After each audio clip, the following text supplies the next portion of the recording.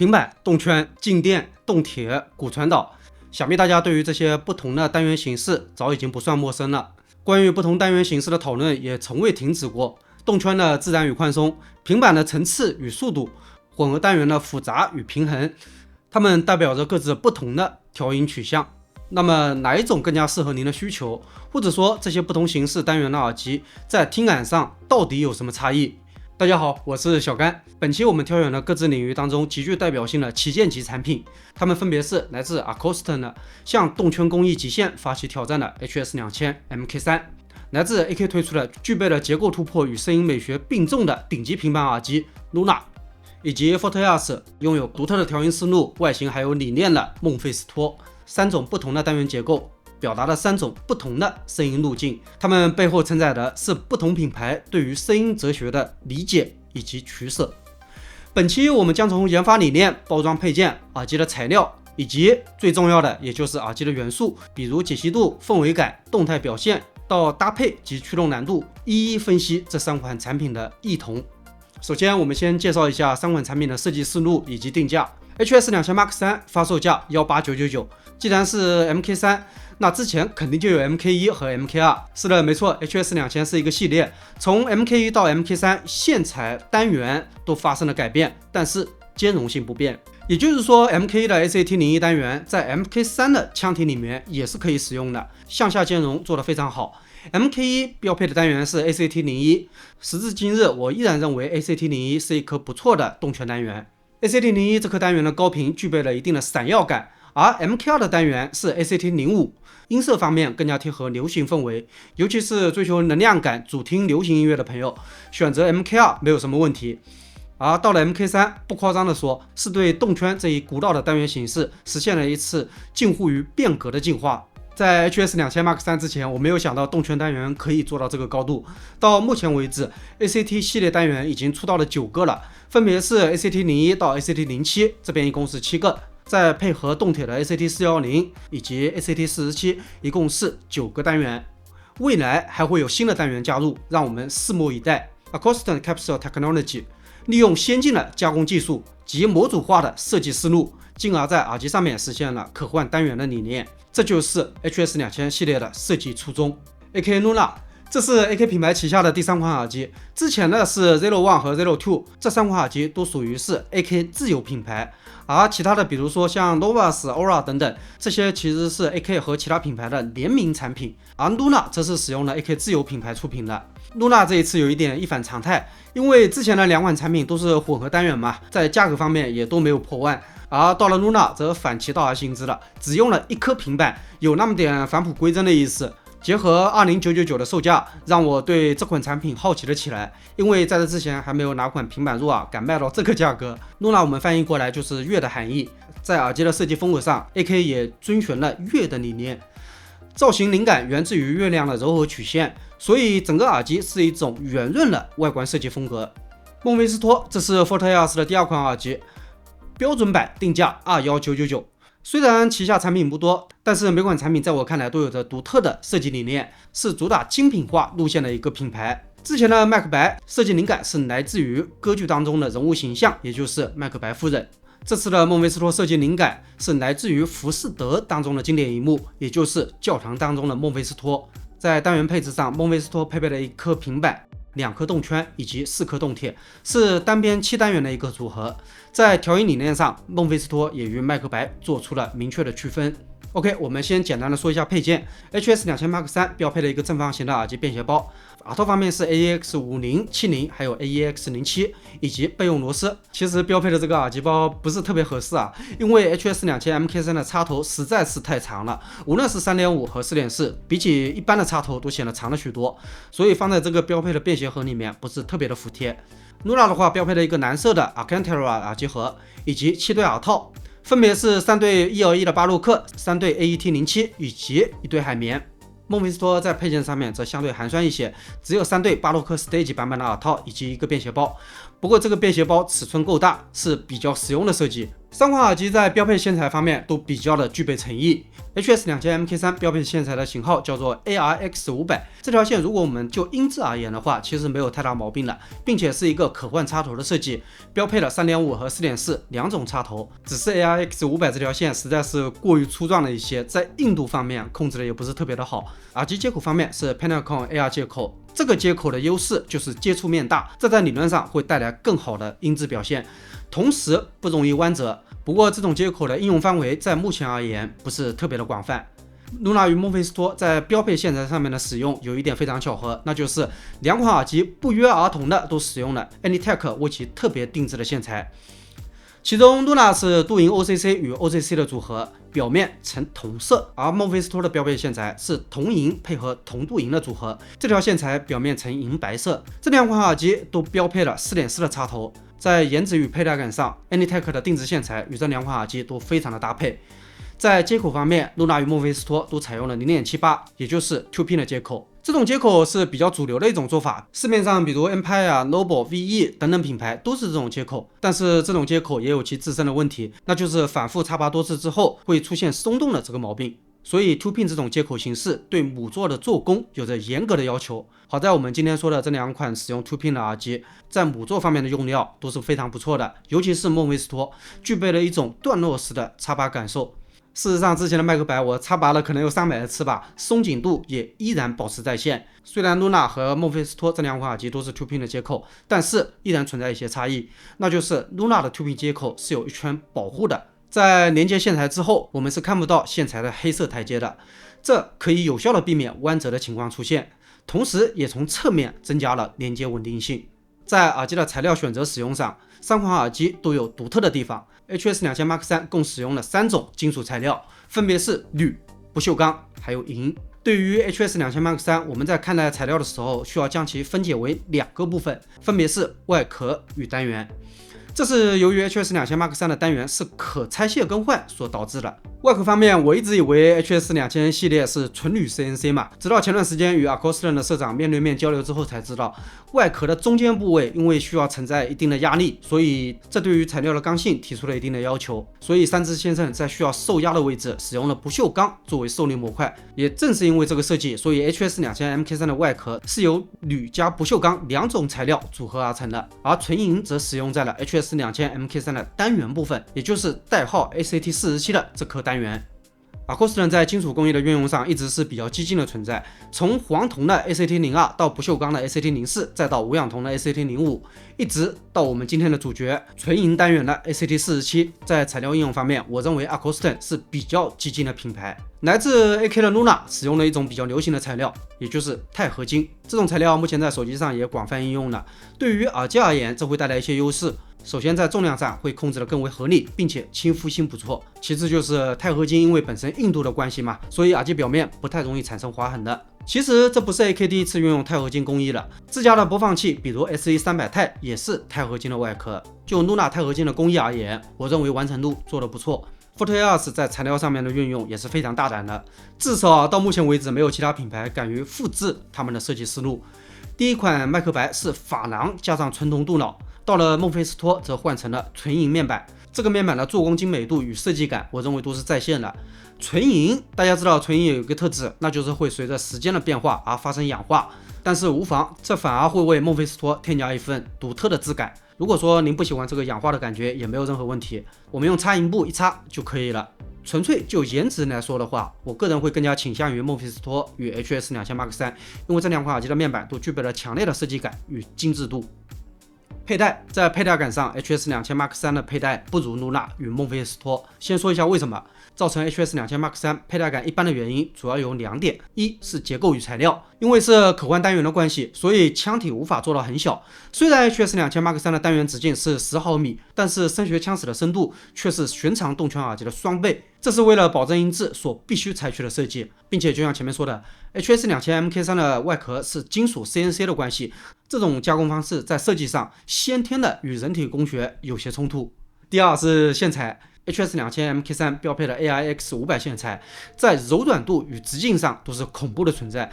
正是这2点导致了 HS2000MK3 的佩戴相对一般。我在搞清楚原因之后，我自己尝试进行了一些调整。首先是耳套，我会推荐大家使用中等高度的耳帽。什么是中等高度？就是如果说耳机标配的耳套是高帽的话，高度在10毫米左右 ；TWS 真无线耳机用的耳套是矮帽，高度在7毫米左右。那么介于这2者之间的就是中等高度的了，具体高度是在8毫米的。比如 Anytech 的巴洛克耳套，还有阿兹达的 Max Standard 都算是中等帽高。以上尺寸都是 M 号的，因为不同尺码的帽高也是不一样的。我们使用中等帽高的耳套，可以有效的缓解佩戴压力，因为这可以让耳机的腔体尽可能的贴合我们的耳朵。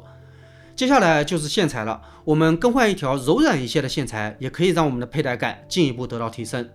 而 Luna 与孟菲斯托的话 ，Luna 因为是单平板的关系，所以说腔体不大，比起孟菲斯托在佩戴上还要稍占优势。但是我认为这2款耳机的佩戴都非常的出色。孟菲斯托是树脂腔体配合纯音面板的设计，树脂的应用可以让耳机尽可能的贴合我们的耳朵，我们只需要挑选合适的耳套，就可以获得一个不错的佩戴舒适度。介绍完以上，我们开始进入音质部分，我将会结合单元来进行描述。HS2000 Mark 3是一颗动圈，再无其他。这颗单元有2点是比较独特的，一是纯银的声学腔体。这里打一个可能不是特别恰当的比方啊，大家知道小提琴这种乐器，一样的琴弦安装在不同的面板上，所发出来的声音是截然不同的。虽然本质是依靠琴弦振动，但是木材面板也是非常重要的一环，因为木材起到了一个非常关键的作用，那就是共鸣。在耳机里面也是一样，外壳虽然不直接参与振动和发声，但依然对音质有着非常大的影响，因为声音在腔室当中是有反射的，不同的外壳材料会带来不同的声学特性。HS2000的发声单元在外壳上采用了纯银材料，这种材料带来了一个优势，那就是响应速度快，高频延展性强，实现了明亮通透的高频表现，3频之间的过渡也更为清晰顺畅。更为重要的是 HS2000 在忠实保留了动圈耳机自然松弛、氛围感强的特性基础上，进一步突破了传统动圈单元的性能边界，真正实现了自我突破，没有为了实现部分指标的突破而丧失了动圈的本质。我认为 HS2000 MK3 做到了这一点。当然了，要实现这一点，不光光是纯银外壳的关系，这与磨片的镀皮以及超强的磁路都是密切相关的，缺一不可。而 Luna 是一颗13毫米的单平板，这颗平板根据官方文档是与 Model 联合研发的，尺寸是13毫米。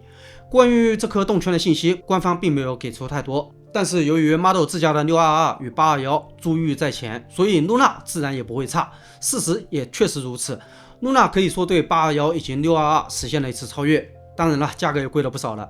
对比821来说的话，在驱动要求和声音的自然性方面，都比之前的平板耳塞有了质的进步，这与全新的平板单元设计理念有着直接的关系。与寻常品牌在市面上采购平板单元组装耳机所不同的是， Model 的平板技术都是自行研发和生产的。在 Model 之前的平板耳塞，也就是622和821当中，单元形式是一种双推碗的结构，膜片前后各放置了5块微型磁铁。而到了 Luna 则实现了一次进化，不再是双推碗了，而是只有1块磁铁。我相信这与磁极材料的突破有着直接的关系，因为我可以很明显的感觉到，同等音量下 Luna 的能量感比起821要更为丰富，这意味着换能效率更高了。在振膜方面， Luna 也采用了新的振膜技术，是在膜片上进行了印刷铝的工艺。这些元素结合到一块 ，Model 的工程师们决定为这款单元取一个名字，叫做 Katabiki， 中文名叫片响。但是不瞒大家说，我也不知道这个该怎么理解，可能就是一片薄膜发出声音的意思。孟菲斯托的单元配置是今天介绍的3款耳机当中最复杂的一块，4颗动铁是来自于升阳，2颗 LCP 动圈，还有1颗 Area 平板单元都是定制的，再配合 FCR 以及绝版的电感元器件、ARC 声学共振等等，可以说孟菲斯托是3款耳机当中在技术层面最为复杂的。与 HS2000 MK3 有一定相似度的是，孟菲斯托的纯音面板也参与到了调音的过程当中，这就是 ARC 的由来。在麦克白依靠歌剧调音获得了广泛的赞誉之后，摆在 Forte ARC 面前的是下一款产品该如何取舍。好在交出的答卷没有让我失望，孟菲斯托用更流行、更张扬、更动态的风格，走出了一条与麦克白不一样的道路。在高频单元的使用上，孟菲斯托没有采用传统的静电单元来做，而是突破常规，改用了一颗7毫米的平板，这让孟菲斯托的高频没有麦克白那般的华丽，但是这也带来了更快的高频速度感，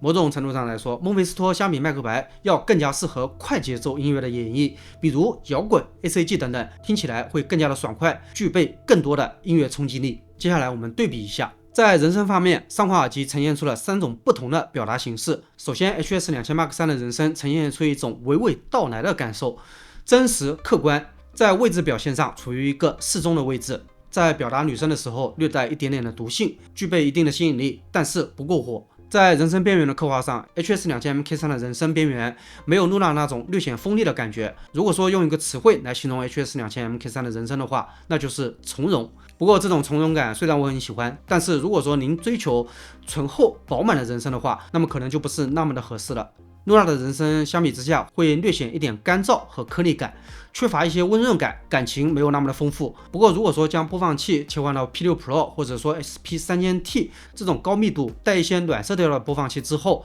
这个情况会有所缓解，这是平板单元先天所决定的。虽然略显干燥，但是人声的结像并没有出现说碎裂感或者说割裂感。具体来说，与之前的平板耳塞相比，比如821，人声方面我认为还是有一定升级的。我相信如果说不对比的话，露娜的人声不会给到人不够用的感觉。事实上，这种略微干燥的人声反而给露娜带来了一些特殊的清新感，这有点像是初秋的早晨，虽然有点冷，但是很清新。孟菲斯托的人声相对以上2款而言，人声则明显被推得更近了一些，同时也拥有了更强烈的感情色彩，口型明显大了一圈。这一点我相信，如果说您拿来听爵士乐或者说民谣的话，会是强有力的助攻。但是与此同时，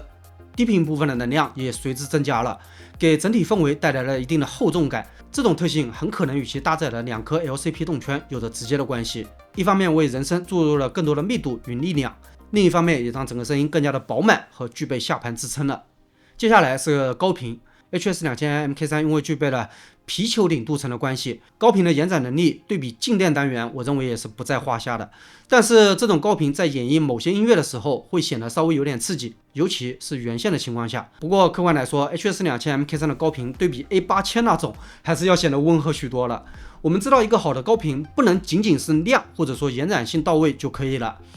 因为如果说仅仅是亮的话，那么 A8000 足够亮了，甚至有些亮过头了，没多少人能 hold 住的。而如果说仅仅是延展好的话，那么 RE900 的高频延展不能算差的，但是 RE900 高频的那股子金属味却怎么都无法消除，让声音缺乏了一些生动感。而 HS 2000 MK3 的高频，在我看来打个90分是没有什么问题的。这个世界上没有满分的耳机，因为不同音乐对于耳机的要求是不一样的。HS 2000 MK3 在表达器乐、女声还有 ACG 的时候已经足够出色。接下来露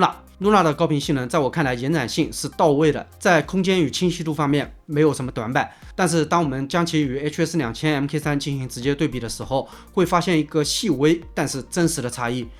露娜的高频在顺滑度或者说细腻度上会略逊一筹，这会让人感到有些过于直接了。或许有一个词比较能形容露娜的高频表达方式，那就是略微有一点点严肃感。它不像 HS 2000 MK3 那样展现出一种流动的自然舒展的高频线条，而是以一种精确、冷静、理性的方式去描绘高频细节。露娜的这种高频表达方式，对于喜欢细节刻画的朋友而言，会是一种非常理想的选择。但对于追求高频鲜活的朋友来说，露娜的高频表现就可能显得略显硬朗了些。而孟菲斯托的高频挺有意思，我知道有一些朋友无法接受齿龈的存在。孟菲斯托在高频齿龈方面的控制是今天3款当中做的最到位的，高频具备一点淡淡的柔润感，不干不涩。但因为是一颗7毫米平板单元的关系，所以高频也不会显得过于油腻或者说暗淡无光，而是在保证顺滑的同时，依然具备良好的延展能力，呈现出一种冷静、精准但不生硬的高频风格。低频方面，3款耳机的表达方式也不尽相同。首先必须要明确一点的是，低频呈现的质量与我们选用的耳套有着直接的关系。如果说我们耳套选择的不对，导致密封度不足的话，那么低频就很难得到完整的重现了。其实在低频部分，这3款耳机的表现各有特点，想用一句话简单概括的话不太容易。但是如果说我们把它拆分来看，比如从清晰度、亮感还有弹性这3个维度入手，结论就会相对明确一些了。我们先说一下低频的轮廓，这一项里面表现最好的我认为是露娜，这其实跟它整体音色偏干、控制力强有着直接的关系。露娜的低频线条非常的清新利落，没有多余的余音，因此我们在听鼓点比较密集或者说低频细节比较多的音乐的时候，会显得格外的清晰，轮廓分明。其次是 HS2000 Mark III， 在保持了自然氛围感的同时，也没有丢失对于低频的约束力，只是低频的位置显得没有 Luna 那么的集中和深入。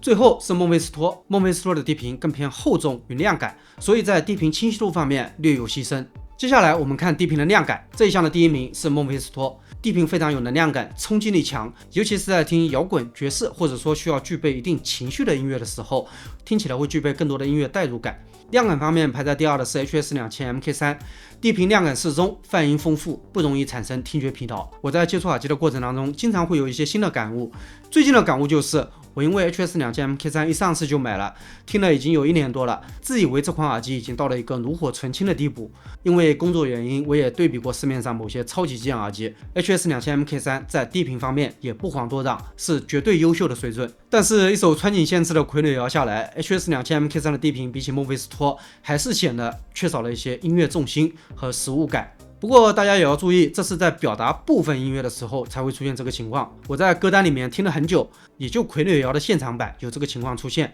我们听大部分的音乐可能都感受不到这一点。Luna 则是三者当中在低频亮感方面最克制的，低频不会刻意强化，更偏向于分析力，是一种倾向于清爽、节奏快的低频亮感。最后是弹性，这里我会把票投给 HS2000 MK3， 低频不仅有亮感，而且很 Q 弹。低频打击感干脆利索，有那种砰的一声弹起来的动感，整个低频的活跃度十足，并且有一点很重要，那就是在保持这个弹性的基础之上 ，HS2000 的低频泛音并没有丢失，这很重要，因为有些耳机的低频回弹是可以的，但是泛音与自然性丢失的太多了。孟菲斯托的话排名第二，低频因为更厚实的原因，所以回弹稍慢，更偏向于稳重。看到这里，您可能会想，亮感多了，那么会不会糊成一片，或者说低频致死那样了？答案是不用担心，因为孟菲斯托的低频的面积虽然不小，但是并不会影响到回弹的质量。最后是 Luna 则依旧偏理性，缺少了一些动态张力，似乎丢失了一些低频的自然性。大家可以看到这3款耳机在低频上面的排序，其实每一项都不一样。也正是因为这种错位的表现风格，他们才各自拥有了独立的性格标签。如果说您追求清晰干净的低频， Luna 会是一个好的选择。而如果说您想要一种既有弹性还要自然性的低频，那么 HS2000 MK3 我会推荐给您。如果说您偏向厚实能量感强的低频，那么孟菲斯托会更对胃口。某种程度上我们可以说，孟菲斯托的低频不是绝对正确的，它并不以还原真实为第一目标，而是有着明显的调音取向，似乎给音乐添加了一层特殊的滤镜，让音乐听起来更有动感与代入感了。比如聆听电影原声音乐，或者说氛围感强烈的配乐时，孟菲斯托就是这3款当中最出众的。额外注入了低频能量感，可以让人更容易走进音乐的内核。这并不是追求音乐的准确性，而是主动营造一种情绪张力。在这个维度上而言，孟菲斯托的低频就是最具感染力的。在空间感方面， HS2000 MK3 与 Luna 的空间营造几乎是不相上下，都是目前耳塞当中空间感做得非常好的，横向与纵向的健康度都非常出色，能够还原出清晰的舞台规模感。在测试声场的时候，我一般会推荐大家找几首古典音乐去试一下，这样会比较的直观。比如我最喜欢的纳赫玛尼诺夫第2钢鞋。具体来说，这2款耳机在演绎古典音乐的时候，声场的差异非常小，更多的差异体现在音色层面。比如 HS2000 MK3 在演绎钢琴的时候，声音当中就带有一定的鲜活度，能够让人感觉到琴键的生动感，似乎能感受到演奏者手指的动态变化。而 Luna 的话则更为直接明确。当然了，我们用更精确来形容也未尝不可，细节描绘清晰，没有多余的润饰与甜度。钢琴琴键在 Luna 的演绎下，每一个音符都显得格外的利索干脆。而孟菲斯托在声场方面，我认为是不如之前的麦克白的，尤其是在古典音乐的表达上，这一点其实并不意外，毕竟孟菲斯托与麦克白本身就代表着2种截然不同的调音思路。所以如果说您是一个古典音乐爱好者，那么我不会推荐孟菲斯托。孟菲斯托的声场表现并非是为此类大编制作品量身打造。不过虽然如此，如果说我们听流行音乐的话，孟菲斯托并不会给我们的听感构成什么制约。孟菲斯托通过更靠前、更具情感浓度的人声定位，带来了一种贴近耳边的亲密度和感染力。最后我们聊一下升级线与前端搭配。首先 HS2000 MK3 的升级线是比较好挑选的，如果说您喜欢温暖饱满的风格，那么我会推荐您搭配亚里士多德。如果您觉得 HS2000 MK3 的低频已经够用了，更愿意去提升一下整体的顺滑度，那么欧几里得就可以了。Luna 的话，线材方面我也试听了一圈，总感觉原线就挺搭配的了。所以在 Luna 这款耳机上，我们可以把配升级线的预算放在播放器上面，这似乎会更加的合理。当然了，如果说您需要提升一下 Luna 的人声表现，让整体更加的圆润和轻松，那么这时候搭配一条拉菲尔也未尝不可。孟菲斯托的话比较简单，因为直接就有搭配的官方升级线的套装在售。如果说预算充足的话，直接充套装就可以了，是完完全全的正向升级，甚至可以说搭配了官方升级线的孟菲斯托更符合这款耳机完全版的一个定义。在对前端的需求方面，需求最低的是 HS2000 Mark 3，其次孟菲斯托，最后 Luna。HS2000 MK3 对前端设备要求不高，属于给个尾巴就能出好声的那种，上不上播放器的区别只是好听与更好听。如果我们搭配尾巴的话，那么搭配一个勒比的 W4 就可以获得一个不错的听感，因为 W4 的声音密度不错，这与 HS2000 MK3 可以形成一个互补。如果说您手头有播放器的话，那自然是没有什么太大压力的。孟菲斯托的话，在搭配上面我们需要稍微注意一下。尾巴方面，这时候我就不会推荐 W4 了，反而更愿意搭配 WR Ultra 或者 AS2002，因为这两款拥有更大的输出功率，这对于单边7颗单元的孟菲斯托而言是有必要的。孟菲斯托的声音密度是比较夸张的存在，配合 WR Ultra 或者 AS2002这种具备更加清爽声底的小尾巴，是一个不错的组合搭配。而如果说搭配播放器的话，我会优先推荐 Ken Ultra 或者说 SP3000M， 因为这两款型号的规模感都做得不错，可以适当的弥补一下孟菲斯托低频能量略微有一些淤积的问题，可以让孟菲斯托的声鸣框架更显眼、更明确。最后是 Luna 的话，我就不太推荐大家用小尾巴去搭配了。我试听过与一些尾巴的组合，还是有之前平板单元的问题，就是声音线条有些僵硬，整体的流畅度不太足。但是，一旦切换到播放器，比如说 SP3000T， 这个感觉就不存在了。当然了，如果说是 SP4000，那自然是更好了。Luna 挑选播放器需要注意规避中性或者说中性偏冷的设备。我认为暖色调、高密度的播放器与 Luna 更加搭配。在我看来，今天介绍的3款耳机分别代表了各自单元技术领域的高水准表现，不仅展示了不同技术路线的声音风格，也体现了在相同价位下音质取向的多样可能。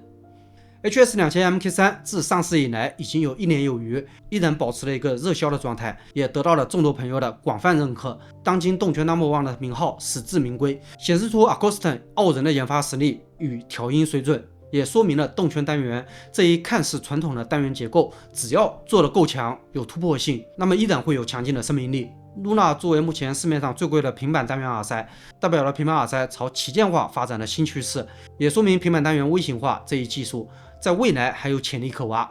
为平板耳塞的未来注入了新的可能。孟菲斯托则用售价告诉大家，混合单元耳机可以不用那么的贵，也可以取得很好且独树一帜的效果。现如今市面上的混合单元超旗舰耳机动不动就3-4万起步，实在是有些过于夸张了。孟菲斯托的出现无疑显得更加的理性。最后再次感谢大家的观看，我是小甘，我们下期再见。